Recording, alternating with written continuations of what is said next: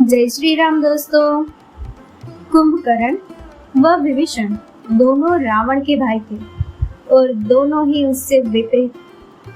दोनों में अंतर यह था कि विभीषण पूर्णतया धर्म का पालन करने वाला था, किंतु कुंभकर्ण के अंदर धर्म और राक्षस प्रवृत्ति दोनों के गुण थे, जबकि रावण के अंदर केवल राक्षस प्रजाति के गुण।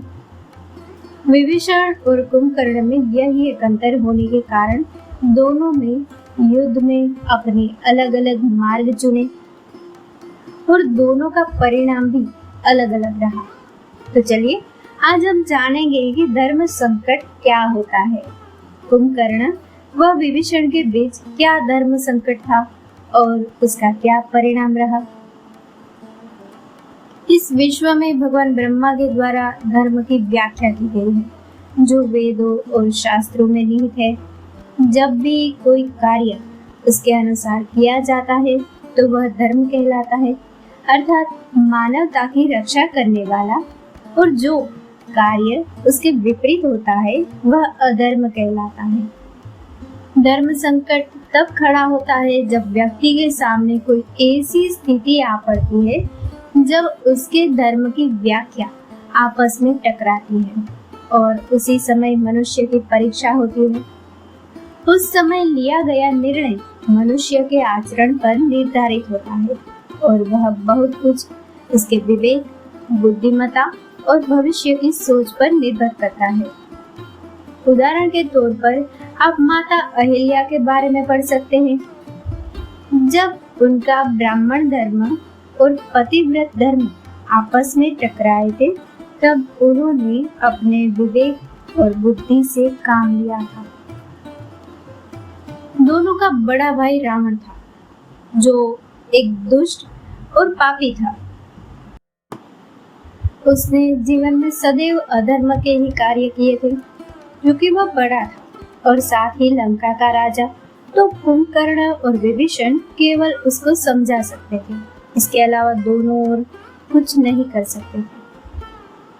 कुंभकर्ण भगवान ब्रह्मा से मिले वरदान के कारण 6 माह तक सोता रहता था। वह केवल एक दिन के लिए जागता था। उस दिन वह केवल भोग विलास, भोजन इत्यादि में ही व्यतीत कर देता था। इसीलिए उसे अपने भाई के द्वारा किए जा रहे अधर्म के कार्यों का पता नहीं था। क्योंकि विभीषण रावण की सभा में ही रहता था, तो वह समय समय पर अपने विवेक से रावण को अधर्म के कार्य करने से रोकता रहता था। जब रावण स्वयं माता लक्ष्मी के रूप माता सीता का अपहरण कर लाया और भगवान श्री राम रावण से युद्ध करने के लिए लंका आने लगे, तब विभीषण ने शुरू से ही अपने भाई रावण को धर्म का मार्ग सुझाया।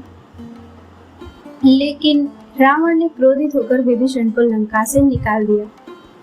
यही कार्य कुंभकर्ण ने भी किया। वह निद्रा से जागने के पश्चात रावण को बहुत समझाया, लेकिन भाई के ना मानने के पश्चात उसने रावण का साथ देने का निर्णय लिया। दोनों के बीच यही धर्म संकट था कि उन्हें किस सीमा तक रावण को समझाना था और कब उसका साथ देना था।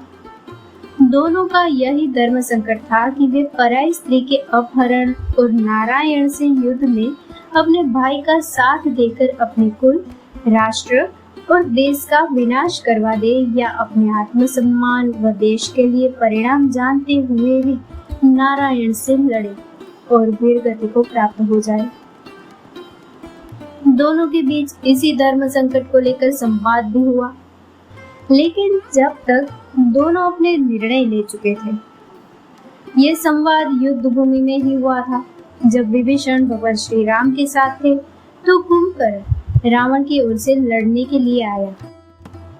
विभीषण ने अंत में ये निर्णय लिया था कि वो नारायण से युद्ध नहीं करेगा और अच्छाई के मार्ग पर ही चलेगा तथा लंका के दुष्ट राजा रावण को अपदस्थ कर देगा। उसने स्वयं भगवान राम की सेना में जाकर उनकी सहायता का निर्णय लिया। वह यह प्रयास किया कि इस युद्ध में लंका के निर्दोष लोग ना मारे जाए, केवल वही लोग मारे जाए जो युद्ध में रावण का साथ दे रहे हैं, इसीलिए उसके निर्णय के कारण लंका महाविनाश से बच गई थी। वह केवल पापियों का ही अंत हुआ था। कुंभकर्ण ने अपनी नींद से जागने के पश्चात अपने भाई को धर्म का मार्ग दिखाया, किंतु रावण की बुद्धि भ्रष्ट होने के कारण वह कुछ न कर सका। उसके अनुसार इस धर्म संकट में उसे अपने भाई, कुल व समाज का साथ देना चाहिए, जिसके कारण रावण अकेला न रहे। इसके लिए उसने परिणाम जानते हुए भी स्वयं नारायण से युद्ध किया। उसे इस बात पर गर्व था कि रावण के मृत शरीर के साथ उसका शरीर भी पड़ा होगा। इसलिए उसने अपने भाई व देश के लिए अपने प्राण न्योछावर कर दिए। दोनों को अपने द्वारा मार्ग को चुने जाने के अनुसार ही परिणाम मिले थे। जहाँ कुंभकर्ण भगवान श्री राम से युद्ध करते हुए युद्ध भूमि में वीरगति को प्राप्त हुआ, तो वही विभीषण को रावण की मृत्यु के पश्चात लंका का राजा नियुक्त किया गया।